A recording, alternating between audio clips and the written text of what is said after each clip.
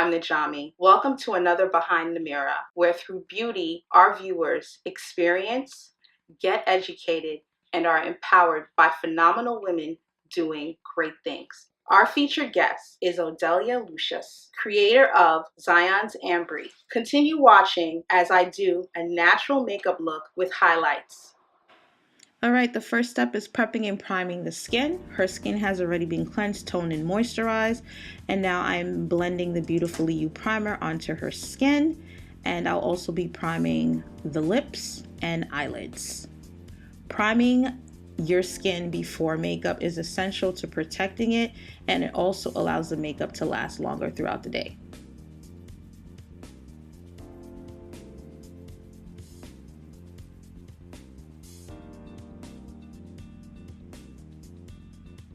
Now onto eyeshadow. The first eyeshadow I am using as a base and blending that all the way up to her eyebrows. I will leave all the information of the makeup and products used below, so if you are interested in purchasing anything, you can definitely go on to our website.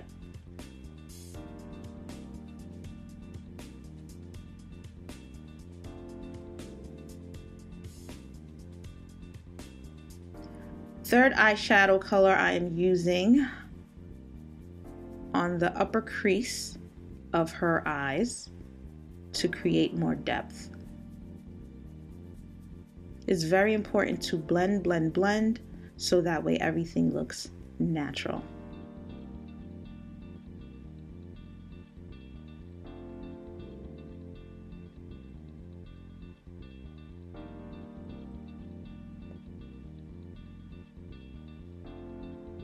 Cleaning it up using a sponge, concealer, or foundation. You can sculpt it according to the features of the face.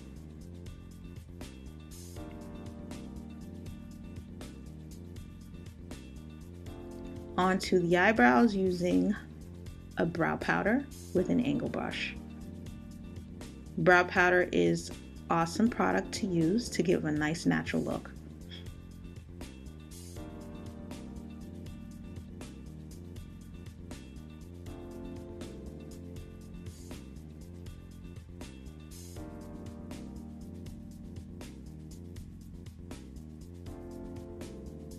Going back in with a sponge to clean it up. And moving forward with concealer, a liquid concealer.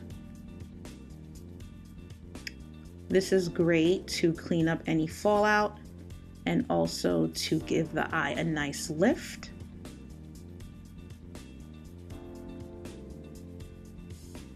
Amazing, you can see the difference already. Look at that lift. Go in immediately with a translucent powder under the eye. This helps to stop any creasing under the eye. Onto mascara, I like to use 2 coats. Keep it as natural as possible so you don't have any clumps.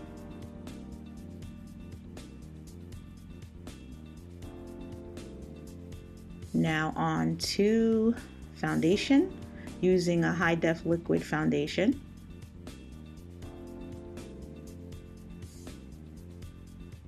This is great for all skin types and excellent for videography and photography.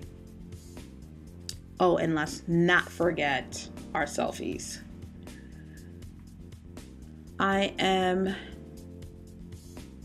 stippling the foundation onto her skin.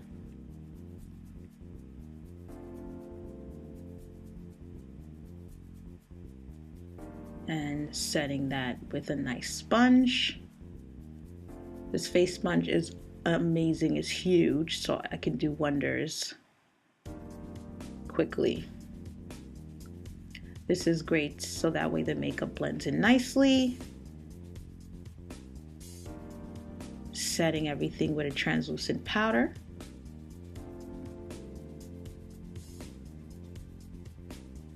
And dabbing everything in. in tapping motions. Now onto our new product, which is Beautifully Glowing Powder. This is great. I'm going to be applying it to her inner eyes, her cheekbones, up to her temples, and a little bit on her brow bone. This product is available on our website as well, and it comes in 3 color option compacts.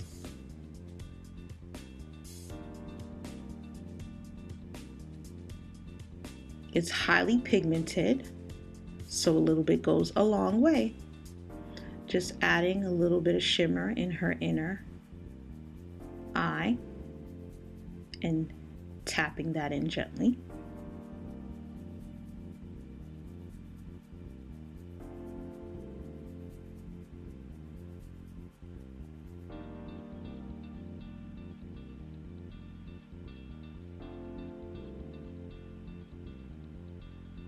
Using a fan brush, I'm going to apply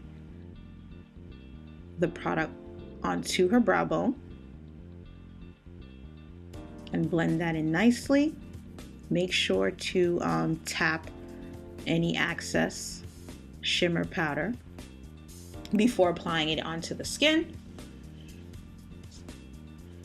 and blending that onto her cheekbones, up to her temple, giving the skin a nice natural glow, as you can see. Oh yeah. And again, make sure you tap before applying the product, so that way you don't have a clump of shimmer. And if that happens, that's okay. Just blend, blend, blend, blend, blend it till it all goes away.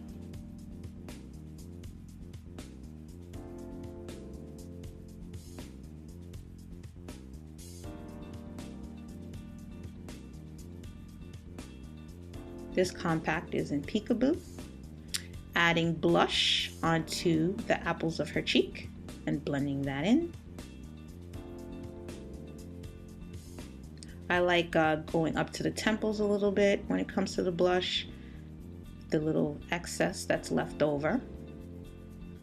It gives the skin a nice overall even look.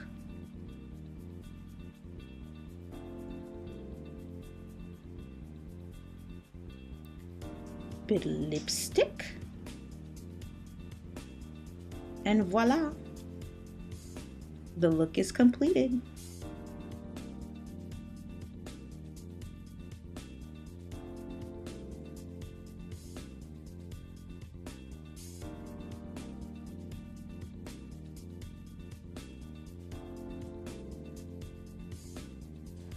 How was your experience getting beautified? It was seamless. You know, I'm not normally a person that wears makeup all the time, but it's nice to have someone kind of like listen to the things that you want, the colors that you feel comfortable with, asking you questions about your skincare, your regimen, and just kind of reflecting on yourself and your own beauty routine. Cool. Which Brian is kind of basic, so today it was nice to take it up a notch. Yeah, definitely. I always feel like, yes, most women can do their makeup, but it's always different experience when someone else does it for you. Yes. I find it personally when someone does it for me relaxing. Like, yes, oh, I definitely felt a lot. How often do you usually wear makeup? I use it when there is a special occasion where I get really dolled up. Basically, on a day-to-day basis, it's like lip balm, maybe some mascara, depending on how I feel, and maybe some eyeliner. What is usually like your skincare regimen? I'm big on skincare. Well, I do. I wash, I tone, and I moisturize. But I have really dry skin, so a lot of my things that I use are really basic things that don't have a lot of harsh chemicals or like fragrance and floral things, because my skin can react to those things. But depending on like the time of day, so like when I do it in the morning, I'll put like oil on and then put on a moisturizer to kind of like hold it on my face. But then at night I'll only use like a light oil. With makeup, you mentioned you do a little balm here and there. Do you consider yourself more of a lipstick or a lip gloss type of person? I lean more towards lipstick. I like the matte look more than a glossy look. Matte is in, and I think it's in to stay. I have full lips, so I feel like it's just a nice touch on top of like my natural features, whereas gloss can be a little bit more than I feel comfortable with. Okay. What about mascara? Do you usually, are you more into mascara, false lashes? Do you? I like my natural lashes. I think they have a good length to them, but I lean more towards mascara. Okay. Definitely. Except for those really dolled up. Even if for the dolled up, you just stick with your mascara, you're good, right? Yeah. I mean, I've done lashes. They do have a nice pop to them. But yeah. For the most part, you're fine with the mascara girl. And with the right mascara, your lashes can do wonders. Oh, yes. And stuff. Let's talk eyebrows. Okay. So, what do you like with your eyebrows? Are you powder? Are you pencil? How do you like the look of brows? I am a powder girl. I think it is more natural looking. Okay. I also like my brows to be a little bit more on the messy side. Okay. I feel like pencil can work if you have a good pencil, but it just gives you more angular, like cleaner, straight cut lines. Where I like my brows to look a little bit more messy. Okay, cool. Messy. Good to know. We're getting a little seeing how. What about colors? What color tones do you normally? I like to keep it basic, so I just like to enhance what I have. Today it's a little bit more, which I don't mind, but I guess earth tones. Earth tones, natural tones. Natural tones, like understated tones. But the more natural, the better. Yeah. That's cool. Make you look nice, refresh, and clean. Did you learn any tips while you were getting your makeup done, or anything that stood out that you can think of once getting anything done? I know with the brows. Yes, that's what. Yeah. Making it a little bit more messy. I think I'm pretty basic and not as demanding when it comes to makeup looks, but my brows are the one thing where I'm just like, please don't make me look like you just drew it on my face. Please. My name is Odellia Lucius. I recently launched my lifestyle brand named Zion's Ambry. The title itself is sort of influenced by my Hebrew culture. Zion is a recognized place. I feel like even outside of Hebrew culture, I feel like a lot of people are aware of what Zion is. It's just a place or a symbol of righteousness or goodness, wholesome kind of living. And Ambry is another word for closet or a place where sacred things are kept. Okay. And so the lifestyle brand is supposed to invite people into a space where they can kind of see some of my lifestyle and values, but it's cross-sectional because I feel like the things that I am concerned with, there are people out there are concerned with it too. The purpose of the lifestyle brand is to pretty much curate these experiences that are nation building and inspired by culture. So a lifestyle brand in general is just something that speaks to the values and the aspirations of people. And when I say nation building, it's just getting like-minded people in a room to sort of build on something that's common and that's a basic common thing that we can all agree on and exist in and like be proud of. Tell me a little bit about your education. Sure. I think I've always been part of some type of gifted program, but I low-key feel like they choose certain students as a way to test out new things or new ideas, curriculum, projects that they want to test out on school. So I went to PS219, which is in East Flatbush, I believe, like the East Flatbush, Brownsville area. And then I went on to go to Winthrop Junior High School. There, I was able to, they were heavy on science and, that type of stuff. But we were able to take certain examinations really early. And so I was able to enter high school with high school credits. I went to John Dewey High School, which kind of had a different, it was more of a college feel. It's more of a college feel. So we had a different structure to our day. We had some free time throughout the day. It was like an open campus flow. There, I think kind of, I untapped my creative mode. I was part of the dance ensemble and just having that core group of people that I always interact with around the arts. And then I graduated a year early, ended up going to Fordham University, which is in New York, the Lincoln Center campus, which is arts and like dance and film and video and that type of stuff. So I majored in communications technically, but it's visual art with a concentration in film and video production, because I thought I thought I was going to be a director and I'd be behind the scenes and helping people's stories to come, you know, to the forefront. But then after that, I was like, okay, I want to make like more of an impact. So maybe I should study something along the lines of politics. So I ended up going to Brooklyn College, CUNY Brooklyn College, to get my master's in urban policy and administration. But during that time, I still was involved in like communication stuff. So I did a lot of the messaging and the branding for a local politician's office in New York State, and just crafting that type of outreach to newer, you know, demographics and constituents. That was like a central Brooklyn district. And yeah, that's the gist of my schooling. Culture now. I'm going to be infusing or sort of introducing some of the things that are important to me in my culture. However, I feel like there are going to be other things that come into play as, you know, these experiences go on. For example, I collaborate with different artists who have their own background, but we're coming together on common things, right? My first collaboration was with an illustrator and painter by the name of Mahadur Tesfaye. You know, he has his own experiences, life experiences from Eritrea. They've had a lot of like infighting and civil war and like relocation. And so his family was relocated to the Oakland Bay Area in California. We connected in New York a couple years ago. And so I wanted to highlight the aspect of femininity and like the sanctity in that by putting forth this women's wear clothing line. So I wear solely skirts or exclusively skirts and dresses. So I wanted to sort of put that on a pedestal, but in a different way than people think of modesty, by combining fashion and art. So here I am connecting with someone from a totally different culture, totally different background, but we're able to collaborate through the venue or the avenue of fashion and art to bring this product to people so they can see it and consume it. This scarf is actually a print that we collaborated on. It's also featured on the two skirts that we created, a midi length and a maxi length, and then we also created a dress. So just a small capsule kind of highlighting this collaborative effort.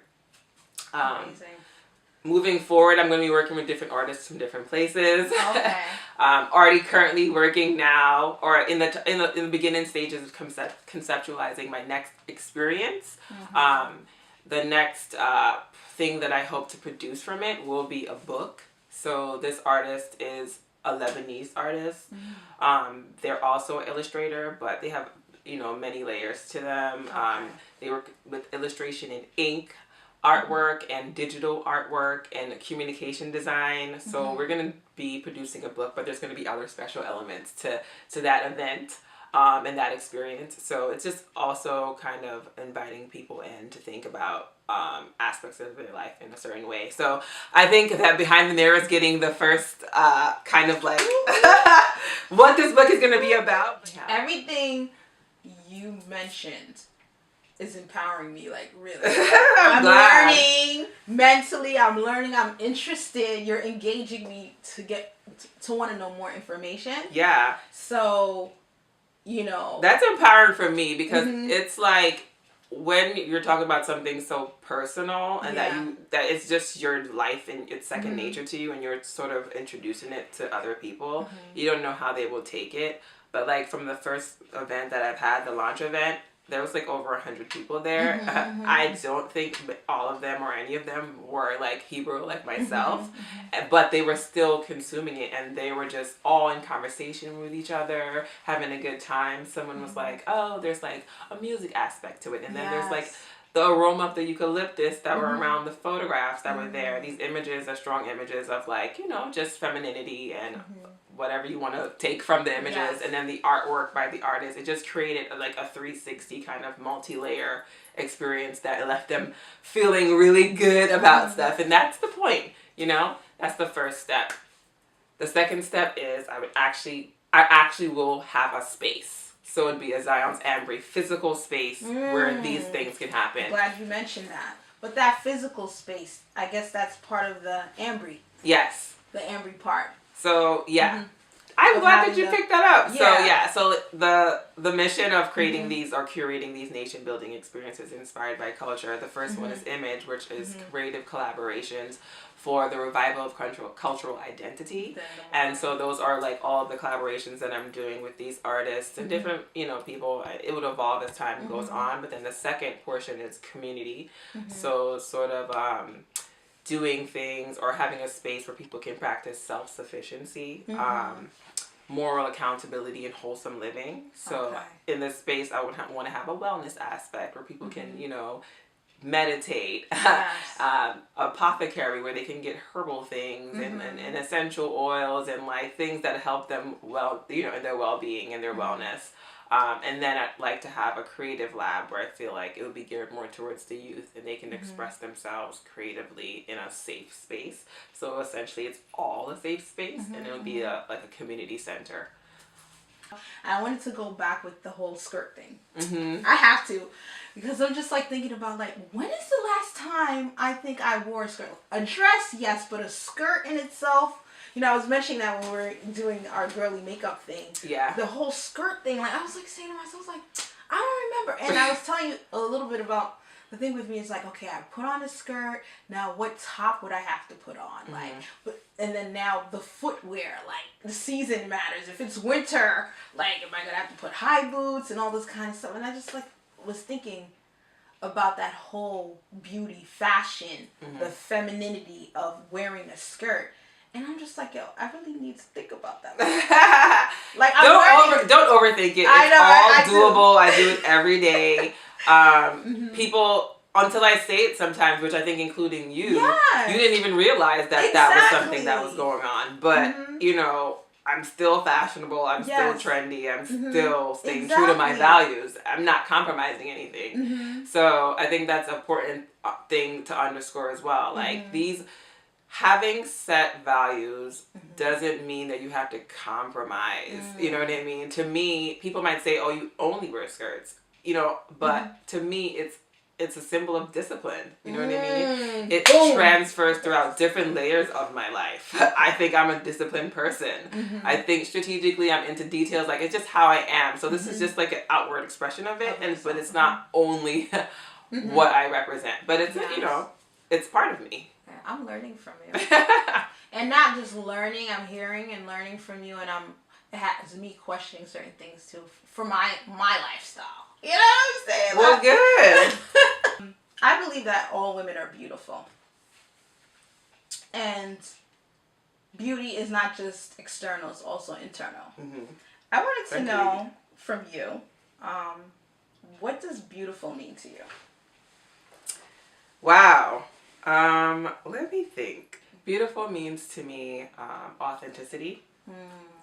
Being authentic is very important. Like, I take that very seriously. Having integrity, living a life according to truth. So like coming with that is pretty much having standards that you use as frames of references for how you go about your life. So with that authenticity, you can lead a life more of intent and of purpose once you have these standards that you're living by.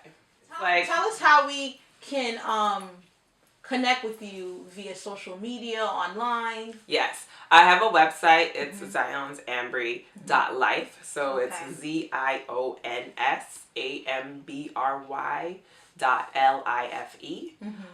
On Instagram, it's at zionsambry, and as well as Facebook, it's at zionsambry. Again, Behind the Mirror is a way to bring together beauty, to provide an experience to our viewers, to educate them, and to empower them. What would you like to say to our viewers today? Like to leave and close? For a woman or whoever's watching right now. Think about it. You don't need to not to be in a rush to be anywhere that someone says that you need to be. You need to take time and really get to know yourself and the things that are important to you and the things that drive you. And be patient with those experiences, because you'll arrive where you need to arrive when you are working with, like, what do I want to say?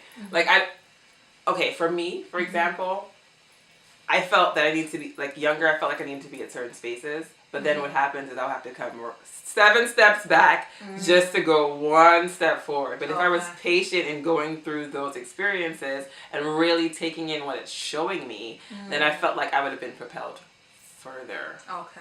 Right? So just be patient with yourself and really think of the standards and the values that are important to you. Write them down, put them somewhere, like make that be your frame of reference as you go through life. And, you know that you have everything that you need. You were born with it. You just unlock them as you go through life. Wow. Those are just like not only words of wisdom, but experience that you're sharing. Thank you so much. Thank you. This is fun. I'm so happy and excited. I'm motivated. I'm empowered.